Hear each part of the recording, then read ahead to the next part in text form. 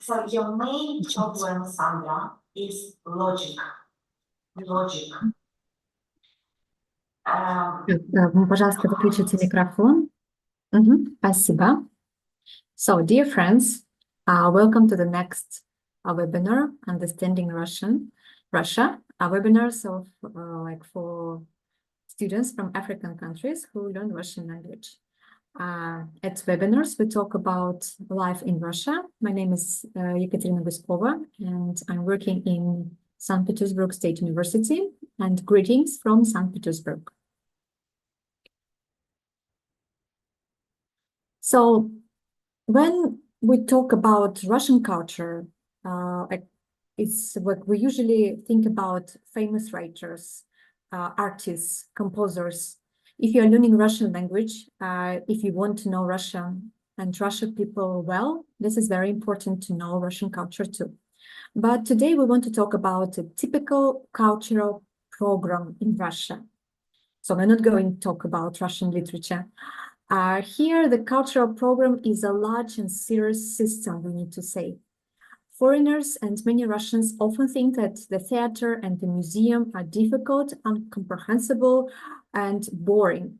But if we know what we're gonna see in a museum, on the stage, or on the theater, we are ready and okay to understand it. So today our topic would be cultural life.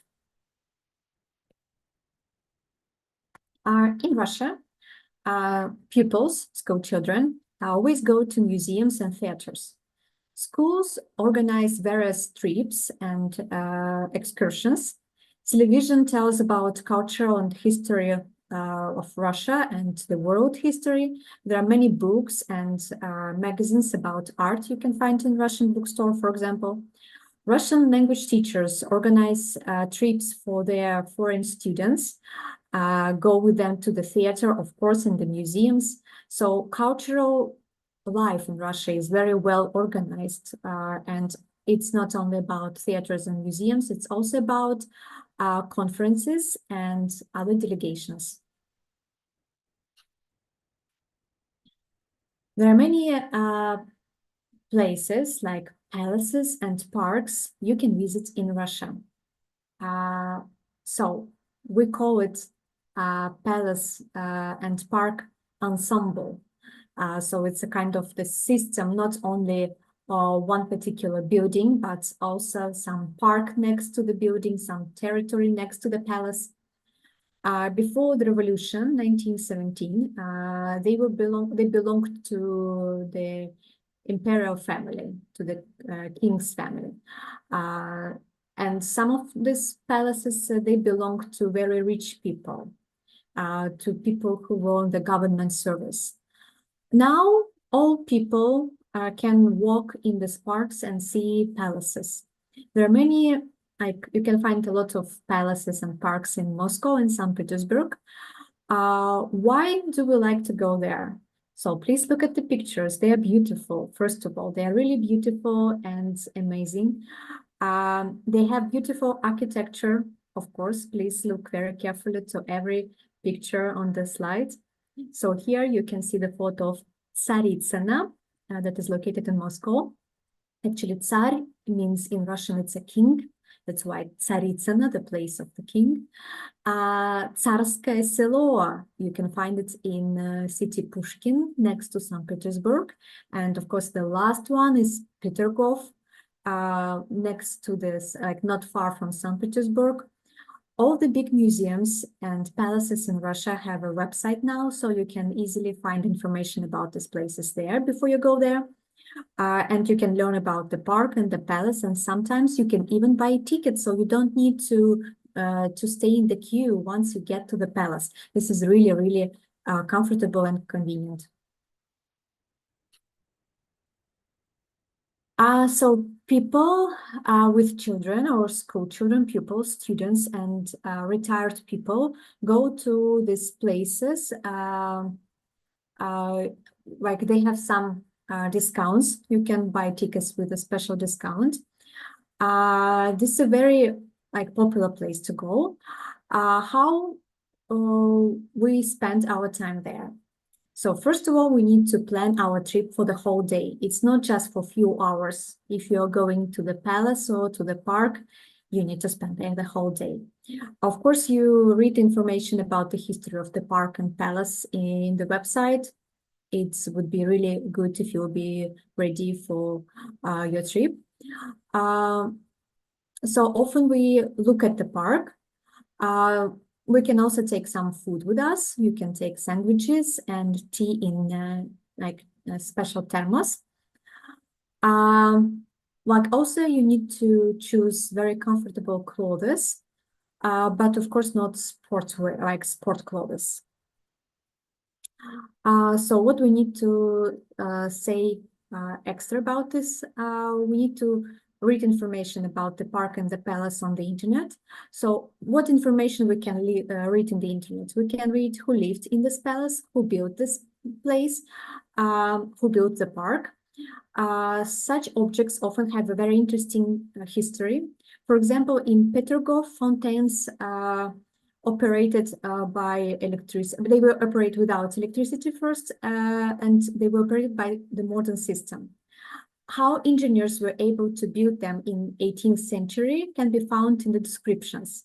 Often we don't go to the palace, but only walk in the park. For residents of the city, the park is a very good opportunity to relax. And as I said, we take food, and it's usually also forbidden. You need to know that it's forbidden to smoke in the park, to ride a bike, or it's forbidden, it can be forbidden to walk on the grass and pick flowers in the parks. The park will be interesting for people who love history and art and people who only like to walk and look at beautiful trees and plants. So palaces and parks are places for everyone. There are many ancient cities in Russia. People come here by themselves or by special trips. The photo you can see on the slide shows you Old Ladaga and Novgorod the Great. You can get there from St. Petersburg by car, bus, or train. We study the history of ancient Russian cities at school. Someone knows very well, someone knows like only basic information. So if you don't know the history, you will be interested to see the old fortresses, churches, and buildings. In such cities, the landscape is usually very beautiful. Information about ancient cities can be also easily found in the internet. And even you can find it in different languages. So how did we go on the tour? We will tell you about it because this is a typical trip and typical situation. There was a conference in Yaroslavl on teaching Russian in African countries recently. It was attended by people who are preparing this series of webinars about Russia. So my colleagues recently visited Yaroslavl. Yaroslavl is an ancient city, a Russian city on the Volga River. It was founded in 110 years. Yaroslavl is not very far from St. Petersburg on the map, but it takes about 10-14 hours to travel by train. Yes, in Russia, if it's just 10 hours by train, it's not very far. So it's 3 hours from Moscow, by the way. So it's close to Moscow. Yaroslavl has many ancient temples, beautiful old houses, and a very beautiful bank of the Volga River. And also Kotorosl River you can find in Yaroslavl. Therefore, a city tour was organized for conference, for people, there was a trip organized for people who participated in the conference. What did the guide show to my colleagues? I wasn't in Yaroslavl this time, but this is what my colleagues showed me and the photos they shared with me, and also they want you to see these photos. So the guide showed a monument of the famous Russian teacher Ushinsky. He lived and worked in the city. My colleagues also watched the cathedral. And so Uspensky Cathedral, you can find it on the screen too. And also guide showed them the main square of the city. You can see the picture of the symbol of the city. It's the beer, yes. Of course, my colleagues also saw an internal flame, a monument in memory of the Great Patriotic War. You can find this flame in many Russian cities. As I said, the trip to Yaroslavl for my colleagues was very typical. So what can you usually see in ancient Russian city?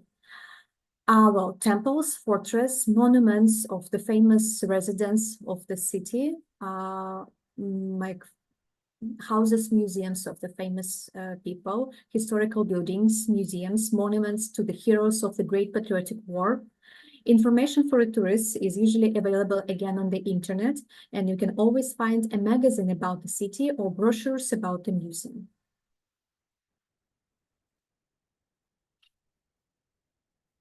Let's talk about house museums. House museums of the famous writer, artist, or scientists, like you can always find in a large and in small cities in Russia.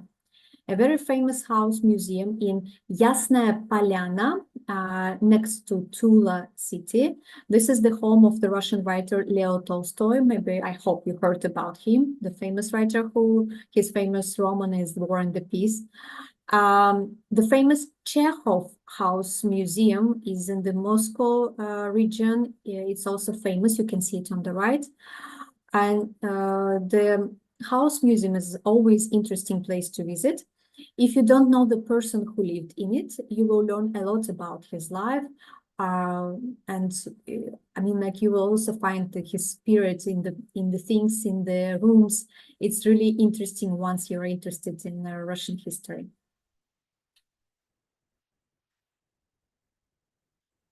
Well, also you can find like local museums. For example, you can see here the picture of Museum Tumen and also National Museum of the sorry. And just change the slide. Yeah, so you can see right now the picture of National Museum of the Komi Republic in Syktyvkar and Tumen. Also, it's very popular to see museum apartments of famous people. So we talked about famous houses like Yasnaya Polyana Tolstoy and Chekhov's house, but also you can find apartments of famous people. For example, in St. Petersburg, there is museum apartment where Dostoevsky lived, also famous Russian writer. I hope you know him. And also you can see a museum apartment where Alexander Sergeyevich Pushkin lived. You can also find it in St. Petersburg. There are always a lot of tourists in these apartments. So what types of the museums we have? So museums in Russia are very different. Here's just a short list of main types. So you can find art museums, palaces, parks, apartment museums, house museums, literary museums, historical, local history museums, technical, and so on. So, for example, you can see on the right, there are photos of some famous Russian museums. You can see Artillery Museum in St. Petersburg. There is a Museum of the History of Cosmonautics in Kaluga and the Darwin Museum in Moscow. There are many such museums in big cities. Small towns have them too. Well, almost every city in Russia has museums. Many cities have art museums. Even in small town, you can find interesting places, museums to visit. What can I see in the museum? So the building in which it is located, first of all, usually this is a historical building. It's also interesting. And the museum's collections includes paintings, sculptures, furniture, and much more. You can always find something interesting for yourself. Here on the slide, you see some famous museums. For example, you can see State Tretьяков Gallery that is located in Moscow. Here also can be found National Gallery of the Republic Komi in Syktyvkar, Krasnoyarsk, Surikov Art Museum, and of course, one of the biggest museum in the world, it's a State Hermitage Museum that is located in St. Petersburg. Of course, also there are museums in other cities. For example, you can see Saratov Art Museum, named after Radishev, and Samara Regional Art Museum.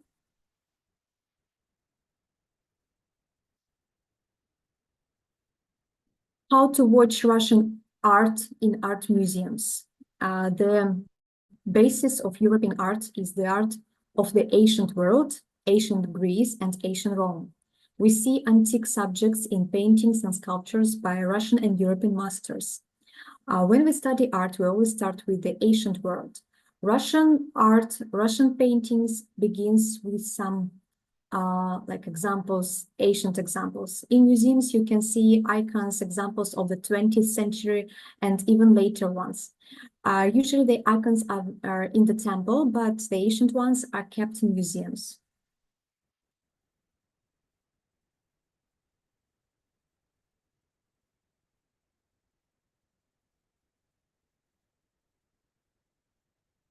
So here you can see Russian ancient icons.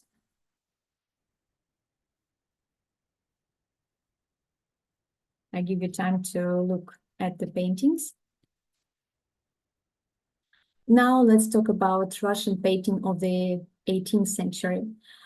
Well, painting of the 18th century, usually it's a portrait and a landscape art. At this time, some basic Russian old style and old school were formed.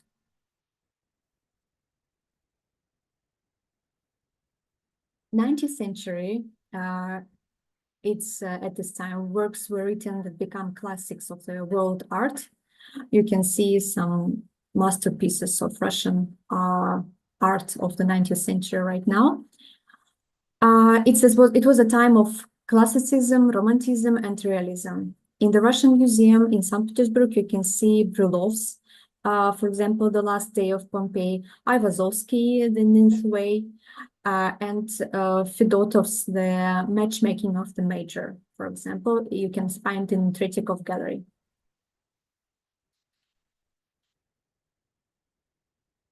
Well, the beginning of the 20th century, it's the development of their art, it's new style in Russian paintings and various like impressionist works. And of course, some like more avant-garde art, some avant-garde trends. And like very avant-garde paintings you can find on the last, like on this slide. So this slide represents the Russian avant-garde pictures by Kandinsky and Malevich. Maybe you heard about the famous Malevich masterpiece that is just looks like a black quarter. I forgot this shape, you know, like I forgot the in English. I'm sorry. I will remember a few seconds after. So how do we go to the museum? First of all, we plan our route, of course, in advance. In advance, it's like the same as we go to palace and the park. Because especially you need to plan the route in advance if the museum is very large. Also, you can find special audio guide or brochures in different languages once you are in the museum. You can't take a large bag or backpack into the museum, so please think about this beforehand.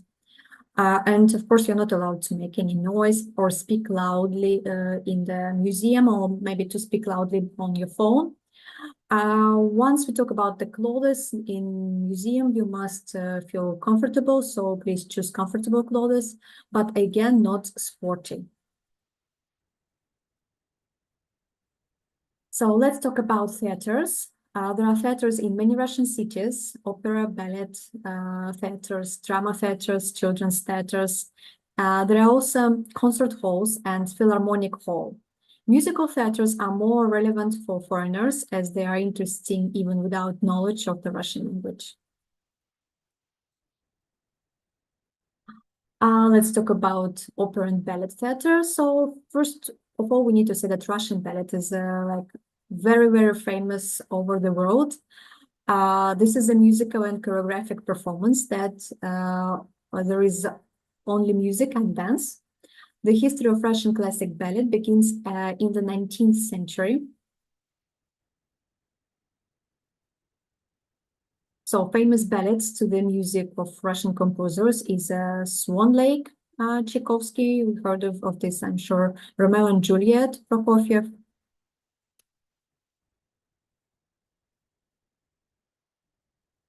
You can see the beautiful pictures of Russian ballet right now on the slides.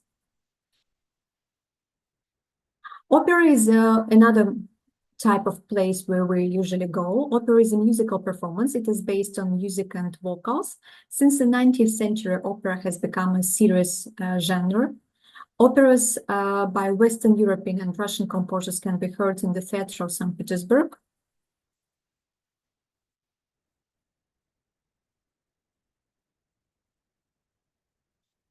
So very famous operas by composers are, of course, Tchaikovsky, Glinka, and Rimsky-Korsakov.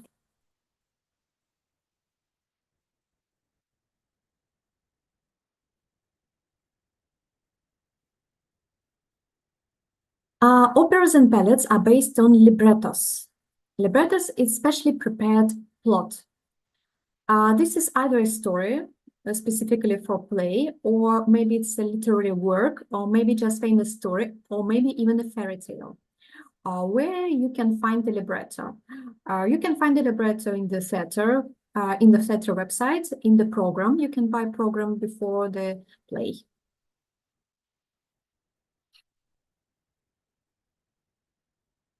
So how you have to prepare if you have a ticket to the theater in Russia?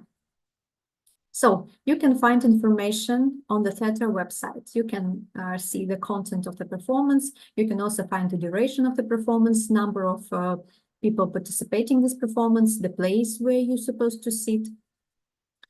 As for the clothes, nowadays, evening dresses and suits are not needed so much. Like smart casual style can be recommended, but I need to say that still, you know, it was a very long tradition in Russia that people, it's a very, very special occasion. You go to the theater, it's something not a usual event. So usually people like used to dress up very, very bright and nice, and women usually were choosing like dresses, long dresses. And yes, maybe nowadays it's not so obligatory, but still, for example, if I'm going tomorrow to the theater, I would definitely choose some like not ordinary clothes, not so casual style, I will choose something more special. And of course, during the performance, you can't talk and you can upload between the scenes. How the performance organized. This is an intermission, a break between parts. You can go to buffet, and there is an exhibition in the theater or lobby. There are 3 bells you need to know before the performance and during intermission. This signal indicates that it's time to go to the hall.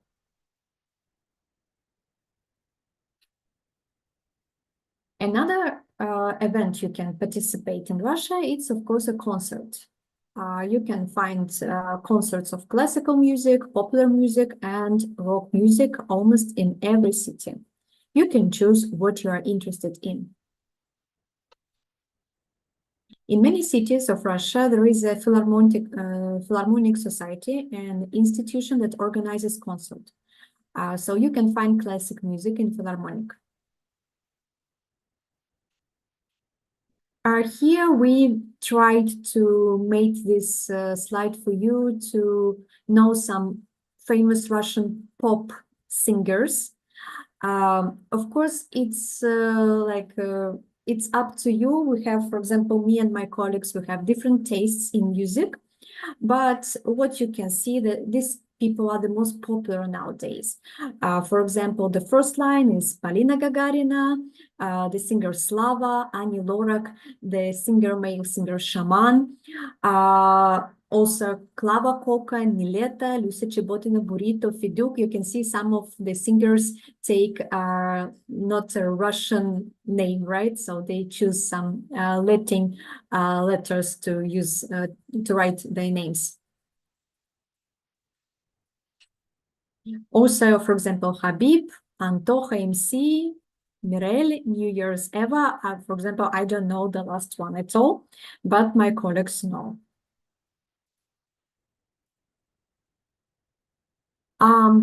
As for Russian rock, there are interesting ethnic groups from modern Russian rock. For example, there, like you can see it over here, Ottawa and Ottawa and Markschider Kunz. I guess this is a pronunciation.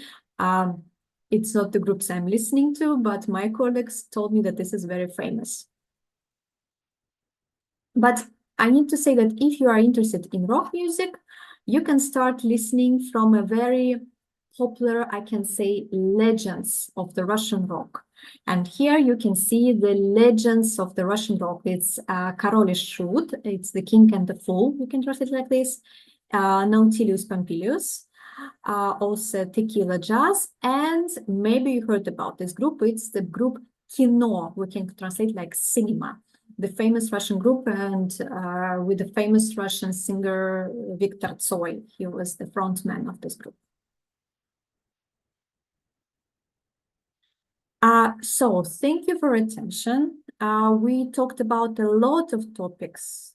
We talked about holidays, we talked about education in Russia, we talked about how we communicate, our family relationship, how we act at work. So we really discussed a lot of topics.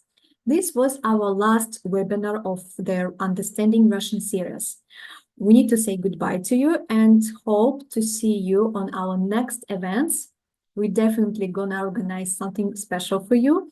And we need to also wish you Happy New Year, or I can say in Russian, Счастливого Нового года. Now I'm going to close the presentation and answer the questions if you have. Yes, I have only 2 questions. Yes, Charles.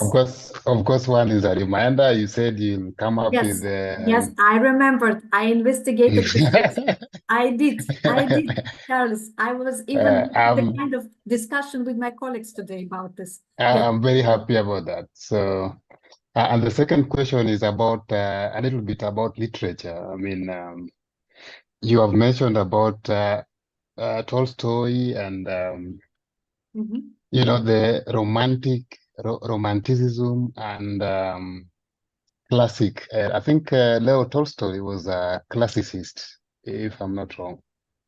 But I wanted to understand the difference between romantic, what we can call, what we can say, a romantic era and a classicist era. You know that Yes, I understand. in the Western world, for example, there's something called classical romanticism. I think this is something that skyrocketed the Western civilization. Yeah, So, what would you say is the main difference between the classical era in Russia and the romantic era in Russia, and how did these eras shape the Russian civilization? Okay, so first of all, let's talk about your like very old question about if you can be given citizenship if you invest money. Yes, so we checked these days, there is no such like law or position in constitution about this. And even it's right now, this is a very difficult question because, you know, this is a problem between the money from abroad coming to Russia nowadays. Yes. because of this different, for example, Russian banking systems are not working abroad, and like the bank systems that working abroad are not working in Russia. And if, for example, there is a company and this company gets investments abroad a lot, you know, there would be questions. So there would be questions why this company is getting a lot of investments abroad. So why? So it could be a lot of tricky. So maybe you need to talk with a lawyer about this if you're gonna invest to the Russian business. Maybe Mhm. the idea is maybe when I come to Russia, for example, as a, let's say, a tourist or something like that, and then I buy shares in the Russian stock exchange or invest in a Russian company, maybe a motor vehicle company or something like that. Again, it would be Because I read somewhere online that one of the ways you can get a Russian passport or become a Russian citizen is by investing in that country, and this is also a tradition in many Western countries. Yes, I know about So tradition. Yes, I know, but I'm not sure that these days this tradition works. Because as I said, for example, right now, if any company got investments from abroad, or for example, you're a foreigner and you invest to Russian country, to Russian company, there would be questions. Why Russian company gets investments from a foreigner? This is very, very tricky these days, unfortunately, or I don't know. So there would be questions. So what is the fastest way I can get a Russian passport? Marry a Russian? Well, yeah, start from this. I think it would be much easier. Just come to Russia, find some beautiful Russian agent, much easy to invest, and you know, invest to Russian woman. That would be much better. Of course, of course. Okay, and actually, yes, if I find some Russian lawyer you can talk to, because as I told you, we talked with my colleagues today about this issue, and we didn't find in the internet any proof that right now you can invest and get Russian citizenship. That's okay. Now the second question. Yes, about the classic, yes. So let's say the first, there is a word like classical literature, right? Classical literature. Yes. Once we talk about classical literature, usually we talk about like 19th century. So for us, classical literature is Dostoevsky, Pushkin, Tolstoy. Of course, this is kind of the writers who are regarded as the heart of Russian literature, right? So we call it about like, this is classics, classic writers. Yes. But also we have another, it's already literature term, it's classicism. It's classicism and it's opposite to romanticism and it's opposite to realism. And once we talk about this literature trends, we say that classicism, it's about literature trends of the 18th century. Then romanticism and realism are the trends of 19th century. And modern literature is about 20th century. So in these literature terms, we would say that Tolstoy is the writer of realism because he showed the world as it is. He didn't do any fantasy, he didn't make any some romanticism trends. He was showing the war and the family life as it is. So in Russian, like Tolstoy is a classical Russian writer, but his works, his literature works are in realism trend in the literature. Is it okay? Okay, that is literature. It's very That's shortly, okay. because if I would tell you what about the like what's the difference between romanticism, realism, it's another. That's okay. I'm not Maybe we can asking organize the next webinars about this. Maybe we can make webinars about Russian literature. I will talk to my colleagues. yes. Thank you for That this. would be great. Thank you. Yes, Ezra, you have the question. Okay. Yeah, thank you, Katrina. It was really a wonderful presentation, to be honest. Not just now, but the entire presentation, and I have learned a lot, and it made me know more about the Russian culture, to be honest. Yeah, I have two questions. The first one is the film industry in the Russian Federation.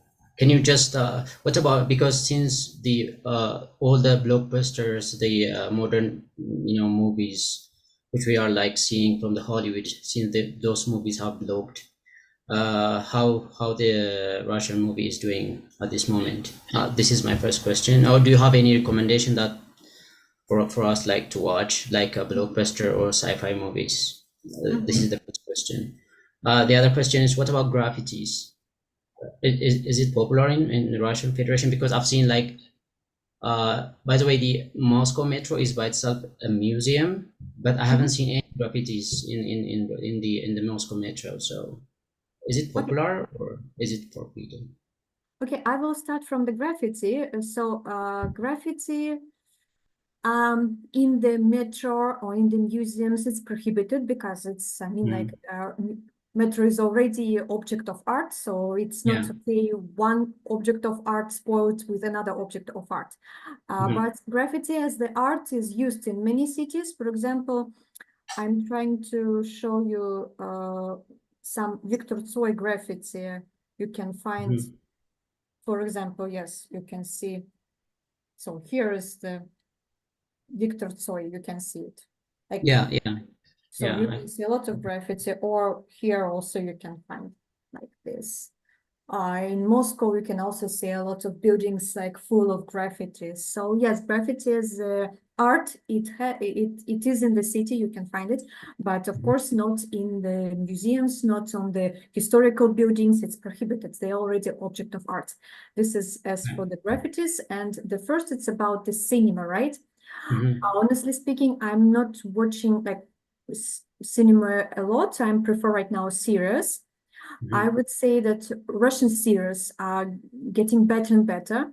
For example, right now is a very famous serial Russian, like Slovo Patsana. You can find, check in the internet, like all people talking about this serial.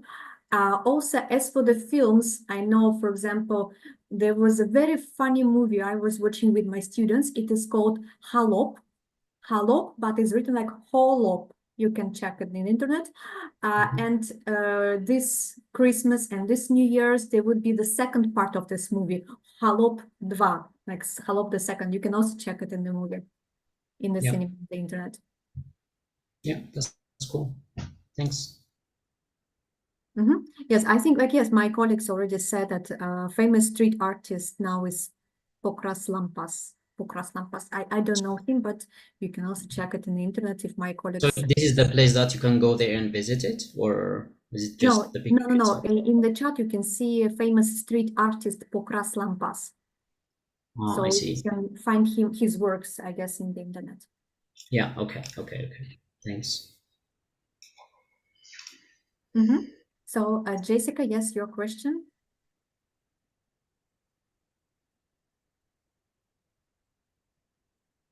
Jessica, you can open your mic. Sorry. No, it's not a question. I just want to say thank you to you, and thank you to Nadeshda, I think that's her name, for posting the videos on YouTube as well. And thank you to your colleagues for putting up this thing that you guys showed us. It was very informative. I just want to say thank you very much. Your presentations were very good, especially today, because I love traveling. So like all those museums that you mentioned, I want to go to in the future, and maybe I'll go with you one day, ma'am. Thank you so much too. Thank you for being good listeners. By the way, here you can see yes, Nadezhda Dubinina. She was in Yaroslavl, and these photos were made by her. And she made the slides about Yaroslavl, because I never was there, but she told me about this city. So yeah, thank you too. Any other? Let me ask you one question, please. Sure. Hello, Charles. I can hear you. Sorry. Yeah, I wanted to ask about the Russian social media. You know, it is not possible for us to get the social media, but I think as people who are learning Russian language, if we can get the social media, interact with the people there, I mean, it will help us to learn a little bit more quickly. So why is it that the Russian social media is not available in Africa? should I answer this question? Are you sure that this is me who are able to I answer have why some Russian I have media not tried. available in Africa? Well, I have tried to join some of this. Okay, as a teacher who taught me previously Russian language told me that it's available, but I'm struggling to join. Of course, I know that Russia is trying to limit the social media from other regions. okay, Charles, you can see in the in the chat, it was said that VK Contact is available, Telegram is available, so you can check Telegram channels. Yeah, Telegram, of course, is available, but VK, I'm not able to log into VK. Of course, I've tried Try VK, yeah. with the VPN. I'm sorry, I have no idea. So is it Ezra? You can maybe tell us. Ezra's saying that it has English version. No. You don't have to use any VK. I think you don't have to use any a VPN. Actually, you can just find it, and you can just. It has also an English version. Maybe you may not find like a lot of friends with English version unless you are. I mean, unless they are like out of the Russian Federation, but. I think you need to learn Russian in order to have many friends in the. I do. Yeah. I currently learned Russian language. I mean, we are being taught every Charles, we Tuesday already and found for you the best way to learn Russian language and get Russian citizenship. Exactly. No will. need to check I any will. social media. We made the plan. I appreciate it. I'm I waiting will. for Thank you. invitation for the wedding. Okay.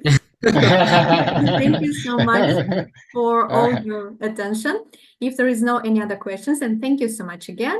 Have a nice evening and hope to see you next time on the next webinar. Goodbye. Good I have night. a Thank nice you. day. Goodbye. Спокойной ночи. Спокойной ночи. Всего доброго, хорошего вечера.